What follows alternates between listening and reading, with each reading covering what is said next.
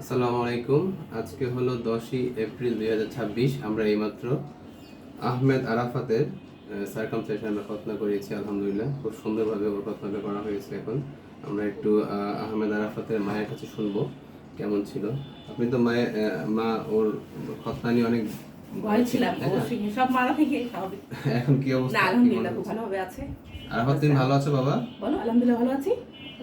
কোনো সমস্যা হচ্ছে? ব্যথা তুমি আছে বড় বাবা? হয়ে কি হতে চাও বলো তো বাবা?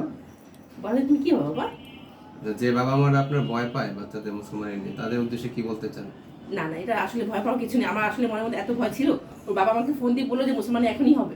আমি তো বললাম যে না, আমি এখনই যাবো। ও বাবা বললো সমস্যা নেই, আমি একা করে নিয়ে চলে আসবো। আচ্ছা, না আসলে এটা সম্ভব না, মাছ ছাড়া আমি যাবো, আমি দেখবো। ও যেভাবে না, এই প্ল্যান করে ভয়টা- আসছে ইনশাআল্লাহ এভাবেই সুন্দর করে হেঁটে হ্যাঁ, যাবে। আজকে তো অবশ্যই। শুক্রবার, ও হচ্ছে আপনার নামাজও পড়বে ইনশাআল্লাহ। তাকে আগে থেকে একটু মেন্টালি প্রিপারেশন দিয়ে দেওয়া ছিল, আমি যেন সে ভয় না পায়। আচ্ছা, তা আলহামদুলিল্লাহ ভয়টা পাইনি। ঠিক আছে। আপনি কিছু বলতে চান? না, আলহামদুলিল্লাহ সুন্দর সুন্দর হয়েছে। আমার এরকম ছিল যে ভয় ছিলাম একটু, একমাত্র ছেলে।